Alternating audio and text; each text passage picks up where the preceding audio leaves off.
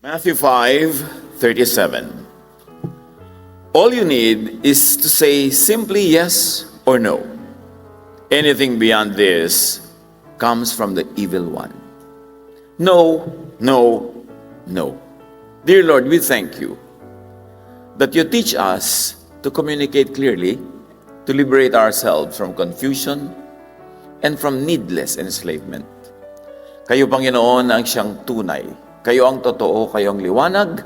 At ngayon, Panginoon, patuloy niyo po kaming akayin tungo sa mga katotohanan na may kabuluhan sa aming pang-araw-araw na buhay. Be our speaker, our teacher, our liberator. In the name of Jesus, we pray with thanksgiving. No, no, no. Gaano karami sa atin ang may lakas ng loob na magsabi ng no when we really mean no? Dahil hindi makayang mag-no, maraming tao ang tumatanggap o gumagawa ng ayaw. Hindi natatanggap o hindi nagagawa ang gusto, nakokontrol ng kagustuhan ng iba, hindi malaya. Pag magpapasko, lagi nag-iisip ang mga tao, ano kaya magandang regalo sa mahal ko sa buhay? Naisipan nyo na bang regaluhan ang mahal nyo sa buhay ng karapatang mag-no kahit sa inyo? Jesus sets free. John 8:36, so if the Son sets you free, you will be free indeed. The original context of this verse is of course about something else, but the universal truth behind it is the same.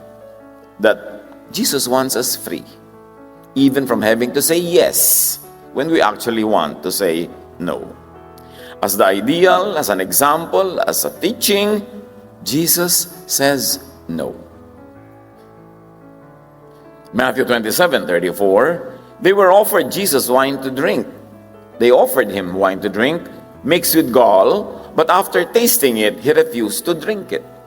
Yung mga kinocrucify para bangagin sila at lasingin, sila ay pinaiinom ng abdo na may kasamang katas ng abdo at may kasamang alak para sila mawala sa sarili at huwag na silang magpumiglas sa kanilang paghihirap at sila ay halos makatulog para matanggap nila ang kanilang kamatayan ng mapayapang pa.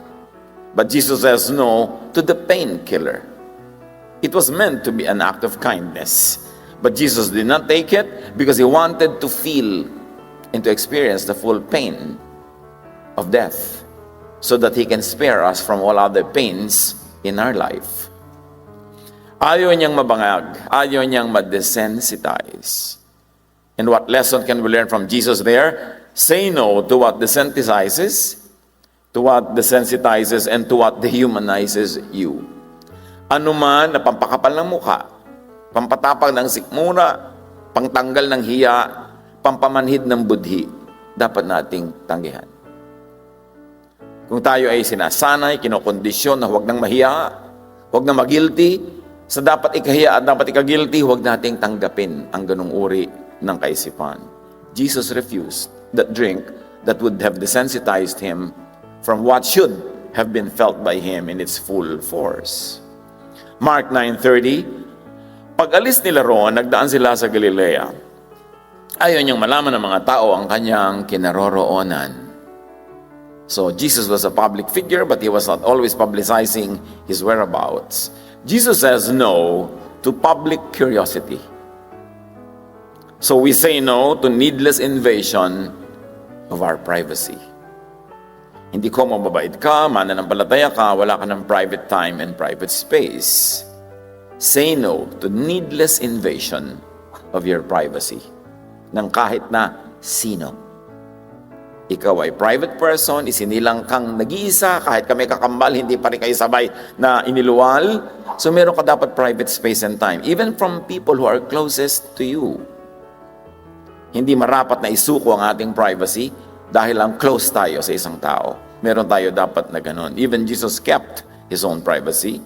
Say no to invasive inquisition, to invasive questions and interviews, mga abusong curiosity ng mga tao. You can say no. May nagtatanong, huy, bigay mo naman sa akin ang telephone number ni Kumare. So I am not at liberty to give that because it is not my number. Kumisan sa pagiging mahihiyain natin, hindi tayo sanay mag-no, kahit yung hindi natin dapat ibigay, binibigay natin eh. Hindi ko na itanggi hinihingi ang number mo. Bakit number mo ba yung binigay mo? Di ba number ko? Para sa'yo yan. Pero marami kasi mga tao, hindi nahihiyang magtanong, "Huy, bigay mo naman sa akin ang number ni ganun." Huwag niyong tinatanong ang tao ng number ng hindi niya number, na number ng iba. Kasi sinusukol niyo siya, pinipilit niyo siyang mag-divulge ng isang private information. Mark 9:38 to 40. "Teacher," said John, "we saw someone driving out demons in your name, and we told him to stop, because he was not one of us." "Do not stop him," Jesus said, "for no one who does a miracle in my name can in the next moment say anything bad about me. For whoever is not against us is for us." So here Jesus says no to exclusivism, to religious exclusivism and sectarianism. Yung mga disciple niya, ayaw nilang may ibang gagawa ng mabuti sa pangalan ni Jesus, sila lang dapat. You say no to needless exclusion of others. Yun ang ginagawa ng mga disciple niya, pinupuwera nila yung iba. You say no to such acts of other people na magpuwera ng magpuwera. Huy, ipuwera natin si ganito, ipuwera natin si ganyan. Tayo lang dapat, tayo lang ang tama. Sometimes the best gift that you could give to somebody is to just include her or him. Yung isali. May lakad kayo, ipuwera natin si ganun. Samantalang by all counts, meron siya dapat karapatan o privilege to be there. Kung mahihirapan na lang tayo, mahirapan na tayo na may isinama ka kaysa may ipinuwera ka. Kasi yun ang style ni Jesus. Sinasali niya. Hindi siya exclusive, Jesus is inclusive. Say no to discrimination, to favoritism, to selfish groupishness, to sectarianism. Kahit na sa mga religious work, hindi natin solo ang Diyos, we should share the work of God with people who are willing to do it, kahit hindi pa natin siya kasama sa ating internal spiritual family. Yun ang itinuro ni Jesus at yun ang dapat gawin ng mga mananampalataya. Luke 9:54 to 55.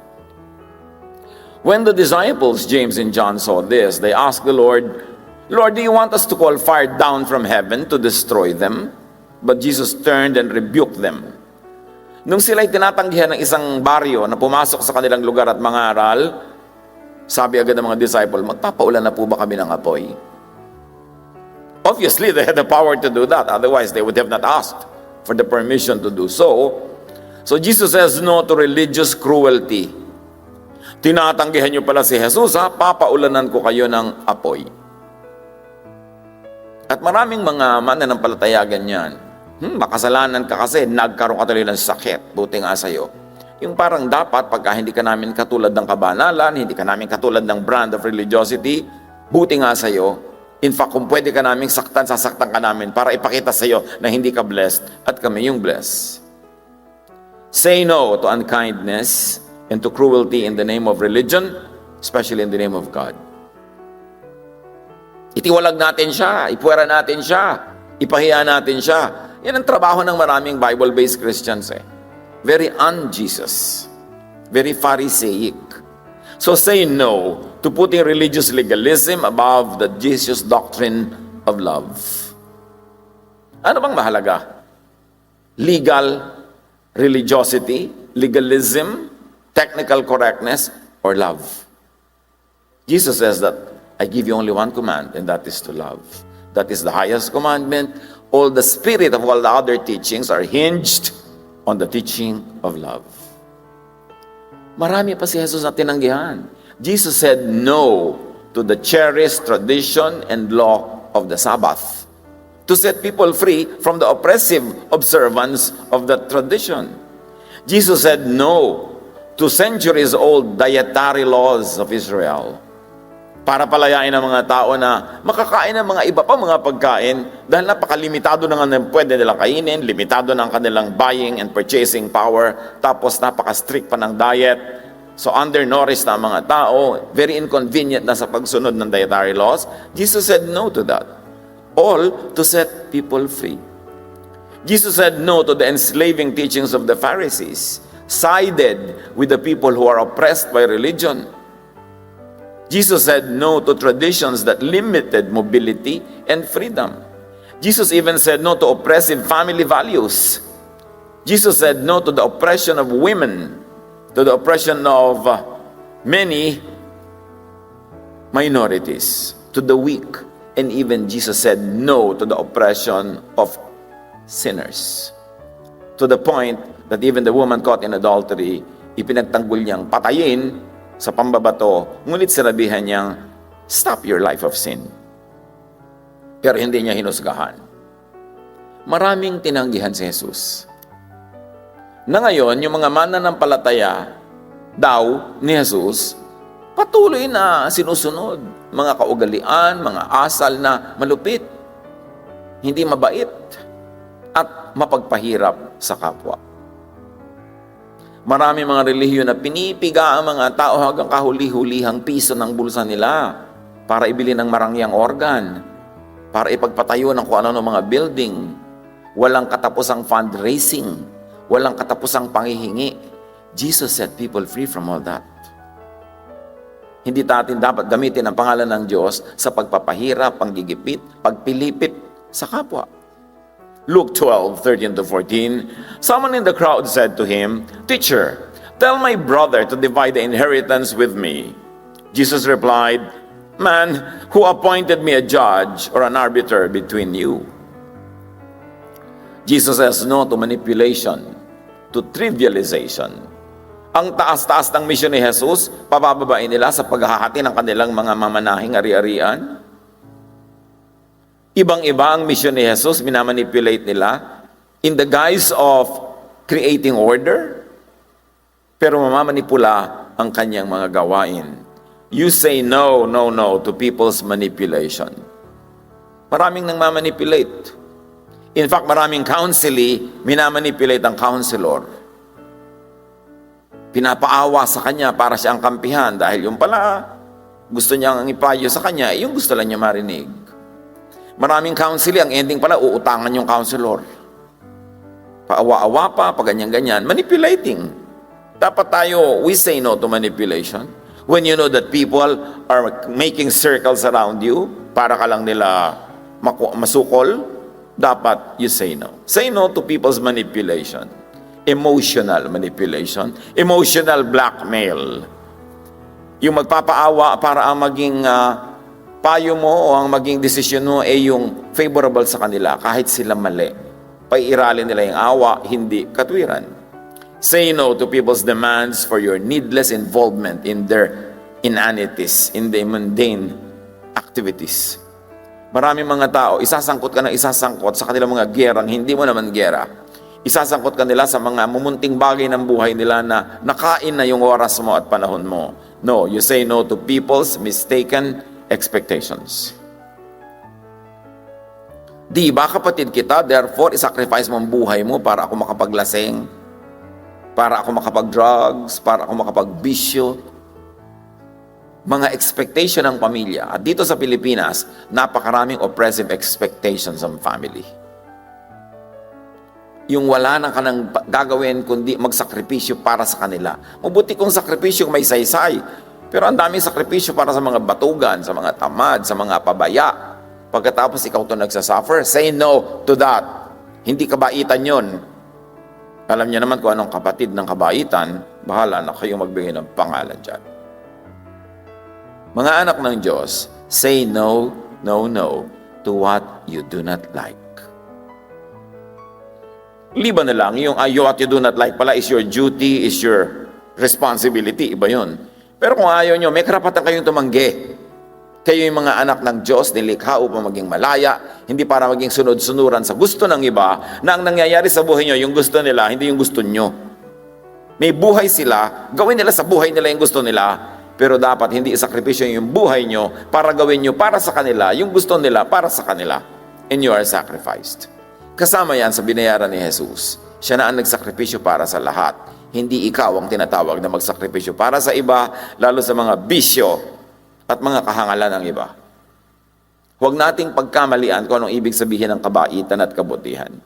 Mark 10:35-40. Lumapit kay Jesus ang mga anak ni Zebedeo na sina Santiago at Juan. Sinabi nila, "Guro, may hihilingin po sana kami sa inyo." Sana po ay makaupo kaming katabi ninyo sa inyong kaharian, isa sa kanan at isa sa kaliwa. Ngunit sabi sa kanila ni Jesus, hindi nyo nalalaman ang inyong hinihingi. Hindi ako magpapasya kung sino ang maupo sa aking kanan at aking kaliwa. Ang mga karangalang yan ay para sa mga pinaglaanan. Nakita nyo ito, mga disciples to ha, nag-aagawan kung sinong uupo kay Jesus sa kaliwa at sa kanan sa presidential table. Nag-aagawan sila sa karangalan, ba't hindi nila pag-agawan na ipako sila sa kaliwa at sa kanan?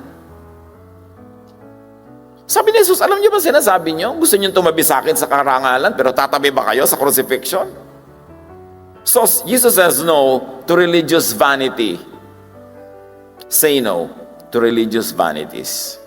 Yung mga kaartihan in the name of religion, kaartihan in the name of God, mga paggamit sa inyo na magustong tumabi para mapicture na nakatabi kayo, para ipagparangalang katabi niya kayo, para magamit niya kung saan-saang mga purposes na nakikitang katabi kayo lagi. Say no to this excessive display of piety, to religious yabang, showmanship. Say no to hangers-on, yung mga laging nakikisakay, nakikikabit. Dapat tayo'y maingat dyan. Hindi ko mayroong isang tao na laging kasama, katabi, kadikit, ibig sabihin talagang close na yon. Baka the work only requires that. So huwag kayong magpapadala sa mga gumagawa ng ganong imahen tapos aabusuhin niya yung ganong imahen para sa kanyang pansariling kapakanan. Be wary of that.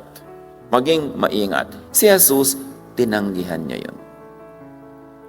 Luke 4:42-44. Nang mag-uumaga na, umalis na si Jesus at nagpunta sa isang ilang na puok. Hinanap siya ng mga tao at ang matagpuan ay pinakiusapang huwag muna siyang umalis. Parang ang ganda, no, huwag po kayong umalis, Lord, dito po kayo, huwag po kayong umalis. Subalit sinabi niya, dapat ko rin ipangaral sa ibang bayan ang magandang balita tungkol sa paghahari ng Diyos. Sapagkat yan ang dahilan, kaya ako isinugo. At nagpatuloy siya sa pangangaral sa mga sinagoga sa buong Judea. So, Jesus said no to a good thing for him to stay with the people because he had to say yes to a better thing. Sabi niya, o sige, love na love niyo ako, gusto niyo lagi ako nandito, pero ibig sabihin, hindi na ako makakagawa ng iba kong duties. Lagi akong present sa activities niyo, ibig sabihin, hindi ko na mabibigyan ng atensyon yung iba. Uubusin ko ang aking panahon sa inyong sentimental longings to be with you, pero ang mangyayari niyan, madedeprive ako ng ibang mga energies to do greater things. Huwag kayong malilito to say no to something good when you have to say yes to something better. Importante yon. And say no with words para malinaw. Say no clearly, briefly, and quickly. Bakit clearly? Kasi lilituhin niya nung gusto man lito. Yung no nyo, pag mumukhain niyang yes sa harap ng iba, para malito niya ang iba. Kasi kapakipakinabang sa kanya na magmukhang yes. So say no clearly and briefly para hindi nila misinterpret, and quickly. Because when you don't say no quickly, people will take it as a yes. Say no quickly. Pag iniimbita kayo, punta ka sa party ko, sabi mo na hindi ako makakapunta kasi tingnan natin. Tapos pag hindi ka pumunta, sabi mo pupunta ka. Di ba? Tingnan natin. Sabi niyo, no, I cannot. Pilit ang pilit. No, I cannot. Pilit pa rin pilit. No, I cannot. Di ba clearly? Huwag kayong mahiyang mangganon. Kasi kung hindi talaga makabubuti sa inyo, say no. Huwag kayong sobrang mahiyain. Alam niyo mga mahiyain, alipin niya ng kapwa. Jesus sets you free. Ikahiya yung dapat lang ikahiya. Pero hindi nakakahiya na. Alam mo, puyat na puyat ako, matutulog ako bukas. I cannot go to your event. Hindi nakakahiya yun. Kasi kailangan yun ng iyong katawan. Matthew 27:12-14. Ngunit nang paratangan siya ng mga punong pari at ng mga pinuno ng bayan, hindi siya umimik. Kaya sinabi sa kanya ni Pilato, hindi mo man narinig ang paratang nila laban sa iyo? Ngunit hindi pa rin siya umimik. Say no with action. Say no with body language. Kanina with words, pwede rin you say no with body language. Why not words? Because words would have not helped. Yung mga nagparatang sa kanya, decided na guilty siya. Useless na magsalita pa siya. Lalo lang bababa ang antas ng usapan. Kaya yung mga debate, pati hindi po kayo nakikipagdebate. Bakit ka naman makikipagdebate sa taong decided na siya nung simula pa lang na siya ang tama at ikaw ang mali? Anong mapapala mo nun? Pareho lang kayo magmumukhang cheap. Magbabakbakan kayo, magbubuntalan kayo, magsasabunutan kayo sa ikalulugod ng madla, pero ikabababa ng inyong pagkatao at ikabababa ng inyong dangal. Huwag papatulan ang hindi dapat patulan, because when you get even with people, it means you go down to their level. Huwag nakikipagtalo, lalo sa mga doktrina, may nang poprovoke, nasa isang gathering ka, may nang poprovoke, huwag yung patulan, mag-enjoy kayong kumain ng sorbetes. Hayaan nyo sa mga yayat saka poprovoke sa inyo. Say no with action. John 8:6-8. But Jesus bent down and started to write on the ground with his finger.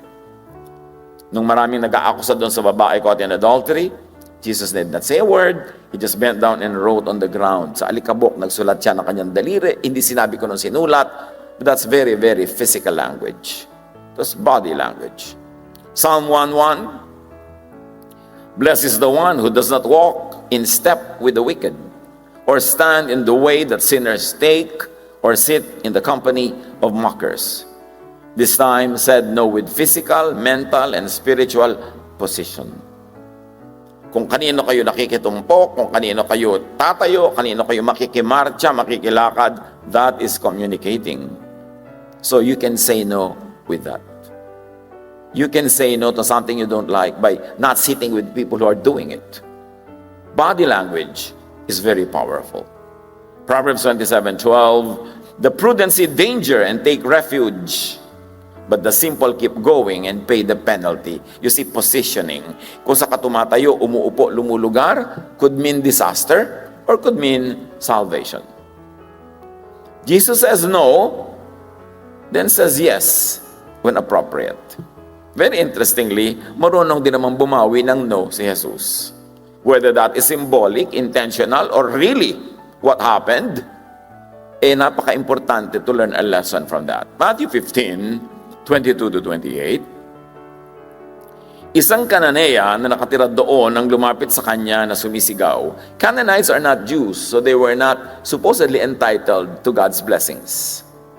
Panginoon, anak ni David, maawa po kayo sa akin. Ang anak kong babae ay sinasapian ng demonyo at labis na pinanhihirapan ito. Ngunit hindi sumagot si Jesus. Body language, no. Lumapit ang kanyang mga alagad at sinabi kay Jesus, paalisin nga po niyo siya, napakaingay niya at sunod na sunod sa atin. So they wanted to say no as well. Nakita niyo yung ugali nito mga disciples? Naiinis sila doon sa babaeng ipinaglalaban na ang kanyang anak ay mapalaya mula sa demonyo. Ayaw nila maabala ng non-Jewish people. Kita nyo, mga disciples yan. Paalisin nyo nga yung babaeng yan. Ang bigat nga ng problema ng babae, kaya nagkakaganon.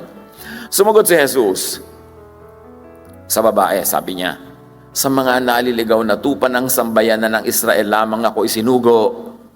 So, this is a verbal no. Sabi niya, no, hindi ka Israelite, hindi ka dapat bigyan ng ganitong pagpapala. Whether that was the heartfelt belief of Jesus or it was a test, we are not told, but you know the heart of Jesus. At sa mangyayari. Ngunit lumapit sa kanya ang babae. Lumuhod ito at nagmakaawa. Tulungan po ninyo ako, Panginoon. Mga babae talagang mapilit. Kasi ipinaglalaban ng anak. Nakataya ang buhay ng anak. Kung mahihain ka, di uwi ka na. Nakabahagbuntot ka at uuwi ka na. Pero hindi ganoon ang mga babaeng may kabuluhan. Sumagot si Jesus, hindi dapat kunin ang pagkain ng mga bata at ibigay sa mga aso. This is the usual Jewish position. It still meant no. Kasi sa mga Hudyo, ang hindi Hudyo, aso. At ganoon din ang maraming kultura sa mundo. Pagka hindi ka nila kalahi, aso ka, sila lang ang tao, sila lang ang civilized. Pilipino lang naman, ang taong-tao yung hindi Pilipino eh.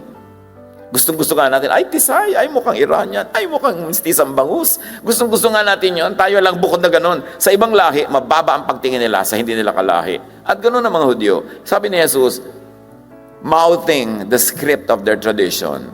Aso kayo, hindi kayo karapat-dapat sa pagkain ng tao. Hudyo lang ang tao. Totoo nga, Panginoon, hindi sinalungat ng babae. Ngunit ang mga aso man po ay kumakain ng mumong na lalaglag sa hapag ng kanilang Panginoon. Tugon ng babae. Aso man po ay pwede rin kumain ng tira-tira. The woman agrees, then disagrees. Nakita niyo yung diplomatic approach ng babae. Hindi niya sinalungat agad si Jesus na, anong aso? Sino ba sabi sa inyong aso kami? Wala ka mapapala. Opo nga't aso, pero aso man po'y pinapakain. At sinabi sa kanya ni Jesus, napakalaki ng iyong pananampalataya. Ibig sabihin, pananampalataya kay Jesus, na mabait talaga si Jesus, hindi lang Jewish ang kanyang tradisyon. Napakalaki ng pananampalataya niya sa Ama sa Langit, na pagpapalangin din siya kahit hindi siya Hudyo. Mangyayari ang hiniling mo. At noon di gumaling ang kanyang anak.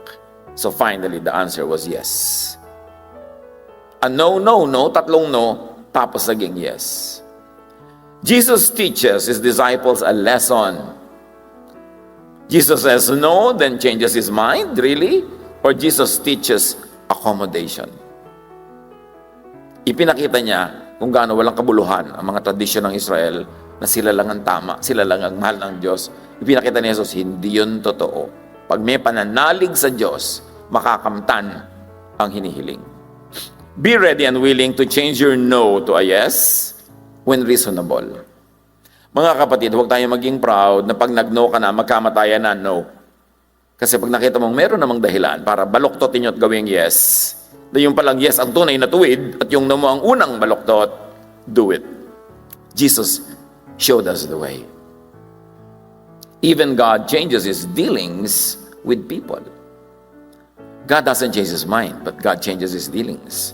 So when people change their behavior, God changes his dealings with people. Exodus 32, 13-14. Alalahanin ninyo ang mga lingkod niyong sina Abraham, Isaac at Jacob, kasi gusto ng Diyos na paluin yung bayang Israel. So ipinaalala sa kanyang, alalahanin niyo naman po ang mga ninuno namin na love-love niyo, di ba? So kami mga apo, pwede ba i-accommodate niyo na? Ipinangako niyo sa kanila na ang lahi nila ay pararamihing tulad ng mga bituin sa langit at magiging kanila habang panahon ang lupang ipinangako niyo. Hindi nga itinuloy ni Yahweh ang balak niyang paglipol sa mga Israelita. So maganda nagpapaalala tayo. Pagka may tao na parang nagde-decide na hindi makakabuti sa marami, you can remind people about their basic goodness, about the basic goodness of their mission in life. At pag maganda ang pagsasalita, tama ang timing, ang katwiran ang mananaig. John 2:2-8. Si Jesus at ang kanyang mga alagad ay inanyayahan din sa kasalan. Kinapos ng handang alak, ngunit sinabi ng ina ni Jesus sa kanya, anak, naubusan sila ng alak. Ibig sabihin, do something. Sinabi ni Jesus, huwag po ninyo akong pangunahan, ginang. Hindi pa po ito ang tamang panahon. So ang unang sagot ni Jesus, no.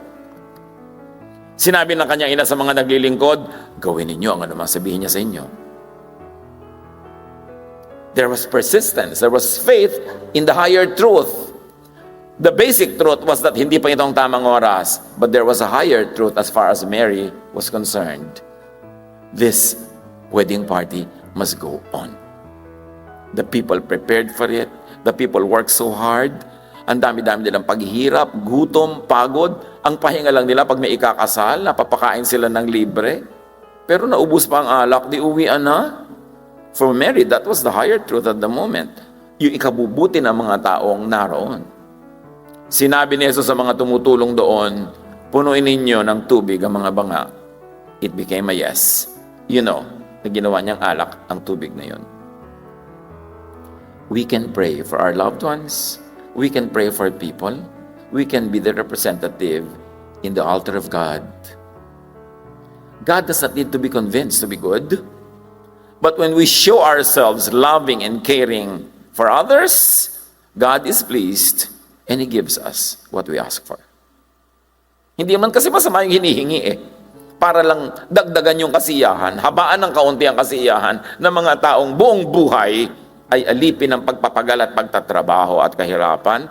Hindi masama yun. Inilapit, pinagbigyan. Say no, then reconsider, and say yes when appropriate. Pag nag-no na kayo, tapos pag-isip-isip nyo, puntahan nyo uli, sige, gawin na natin. Hindi nakakahiya yun. Hindi ka siraan yun. Hindi ibig sabihin nun na marupok pala kayo. Huwag panindigan ng isang no na pwede namang gawing yes. Matapos ang pangangatwiran na marinig natin sa iba o marinig natin mula sa ating budhi. John 7:8-10. Kayo na lamang ang pumunta sa pista, sabi ni Jesus. Hindi ako pupunta sapagkat hindi pa ito ang tamang panahon. Alam niyo, si Jesus laging gusto niya tamang panahon. Pagkasabi nito, nagpaiwan siya sa Galilea. Pagkaalis niya ng kanyang mga kapatid, si Jesus ay palihim na pumunta rin sa pista. So, ibig sabihin, pinalitan din niya yung stand niya about it. Sasabihin mo, bakit hindi ba tamang panahon? Sabi niya, 5 minutes ago, hindi tama. Pero ngayon, tama na. Kasi may mga bagay na mabilis magbago. So, dapat nakaabang ang isip mo rin sa pagbabago ng ihip ng hangin. Kung pwede nang gawin, yung kanina ay hindi pwede. Only a fool does not change his mind when it is reasonable to change one's mind. Karangalan na baguhin ang ating posisyon, na baguhin ang ating pasya kung may mas mataas na katotohanan na dumapo sa ating diwa. Huwag nating panindigan yung alam nating meron ng mas mabuting kapalit sa kasalukuyan. Proverbs 6:1-5. My son, don't make yourself responsible for the debts of others. In other words, ang sinasabi dito, don't be a guarantor. Huwag kang maggarantiya sa utang ng iba. Don't make such deals with friends or strangers. If you do, your words will trap you, or your signature will trap you. You will be under the power of other people, so you must go and set yourself free. Beg them to free you from your debt, from that debt. Don't wait to rest or sleep. Escape from the trap like a deer running from a hunter. Free yourself like a bird flying from a trap. Sabi niya, kung nagkamali ka na nangako kang babayaran o gagarantihan ang utang ng iba, bumangon ka, huwag kang magpahinga, huwag kang matulog, unahin mo kung mawala ka sa pagkakamali mong mag-commit. Kasi pag hindi niya nabayaran yan, ikaw magbabayad, willing ka ba? Able ka ba? Hindi ko po natanggihan kasi nakakahiya. O ngayon, hindi ka tumanggi. Pero pag hindi na siya nagbayad, at ikaw na magbabayad, makikipagkasira ka rin sa kanya, di ba? Di ngayon na. Magkakasira din lang kayo bukas pag hindi siya nagbayad, now na. Hindi ka pa sumabit. Proverbs is telling you that. This is the book of wisdom. Paano po yun? Nakakaawa naman. Gusto ko naman mag-garantor. Okay, walang pumipigil sa iyo mag-garantor. Pero humanda ka magbayad pag hindi siya nagbayad. Huwag mo siyang awayin pag hindi siya nakabayad. Huwag mo ka makapagkasira pag hindi siya nagbayad. Kasi nag-guarantee ka Kung hindi ka handa para sa mga yon, huwag kang mag-guarantee. So, say no.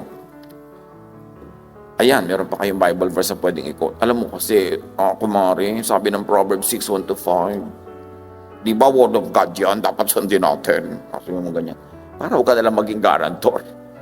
Proverbs 12:15, the way of fools seems right to them, but the wise listen to advice. Why is it hard to say no? Bakit nga ba mahirap mag-no? Maraming dahilan. Isa dan is fear of and discomfort with conflict. Gusto natin, people pleaser tayo, yes nang yes. Bahala na bukas. But if you said yes when you mean no, the conflict would be internal. Anyo nyo magka-conflict kayo kahit kanino, yes na lang kayo, pero sa loob nyo, no. So nag-yes kayo, walang conflict sa labas, ang conflict dinala nyo sa loob. Nagdadalawang loob ngayon kayo, hati ang inyong loob. Di ngayon kayo makatulog, di kayo mapalagay, kayo magdurusa. Bring the conflict outside rather than inside. Kailangan buo ang loob, hindi hati ang loob. Kung ang pag-yes nyo ay hahati ng inyong loob, wag na, mag-no na kayo. Buo ang inyong loob. Ang pinakamahalaga yung loob, kasi yun ang para ka makatulog, para ka matahimik, para ka magkaroon ng gana sa buhay. Kailangan buo ang iyong loob. Hindi lang ibig sabihin matapang ka, kundi hindi ka divided inside. Yung tunay mong paninindigan at paniniwala, yun ang ginagawa mong paninindigan, tahimik ang loob mo. Kahit kung minsan may conflict sa labas. Another reason why people are very, very allergic to saying no is aversion to disappointing or hurting people. And then you hurt yourself in the process. At sa training and conditioning, nasanay tayong laging naka-yes. Ang po at ang opo. Alam nyo, mabuti ang po at ang opo. Ang inuopoan ninyo at pinopoan ay mga matitinong tao. Pero kung gusto niya kayo sirain, huwag na magpo at opo. Dapat hindi po. No po. Dapat may no. Mangupo pa rin. Pero hindi laging yes po. Ibig sabihin nun, mabait ka. Hindi ka pwedeng maging mabait sa iba na nagiging masama ka sa sarili. Training and conditioning. Mga kapatid, train your children, your grandchildren, your mga pamangkins to say no, even to you. Anak, pwede kang mag-no pag niyayaya kita, pero be polite. Pero pag tinatanong lang kita, pwede kang mag-no. Pag hindi kita tinatanong, sumama ka. Anak, namatay ang isang lola mo, sama ka ba?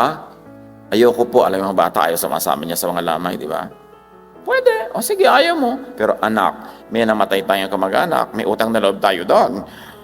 Nagbigay ng mga gatas sa'yo ng malit ka, kaya magbihis ka at pupunta tayo sa libing. Hindi pwede mag-no. Meron mga dapat hindi pwedeng nohan. Pero pag pwede mag-no, clear dapat sa mga bata yon. Para alam nilang hindi naman kayo unreasonable. Meron naman talagang pwedeng no. Pero clear dapat pag walang choice, you go. Bakit? Kailangan makipagmabutihan ka sa ating mga kamag-anak, sa ating mga kaibigan. Darating ang panahon, paano kung nawala ako sa mundong ibabaw, sinong dadamay sa'yo? Tuturuan kita makipagkapwa-tao. So walang no, magbihis ka. Ganyan, di ba? Pero meron naman na tanong, pwede talagang mag-no. Condition the children that they can say no, na hindi bad to say no. Kaya maraming mga Pilipino na-abuse ng employer, na-abuse ng mga kung sino-sino, kasi lagi lang nating tinrain, ang sagot lang sa bahay na ito ay po at opo, wala nang iba. You are training slaves. We should train people to think freely. People are allergic to saying no because of hope for gain. Kasi iniisip nila, may papala sila kung sila yes man or yes woman. But Jesus sets free. John 8:36. So if the Son sets you free, you will be free indeed. And that's one of those freedoms. Galatians 5:1. We have freedom now because Christ made us free. So stand strong in that freedom. Don't go back into slavery again. Ang context nito is slavery to the law. But of course, it could be extended to slavery to anything that is not good for you. John 10:10, sabi ni Jesus, a thief comes to steal, kill, and destroy. But I came to give life, life that is full and good. And life that is full and good requires that you say no at the right time and in the right place. Receive and enjoy Jesus' pamasko, the freedom to say no. Kasama yan sa mga Pasko sa Belen. Nang isinilang si Jesus, isa yan sa ibibigay niya sa sangkatauhan, the freedom to say no. Say no. Be free. Stay free. And very importantly, give others the same pamasko. Set and let others be free. Teach and allow others to say no, even to you.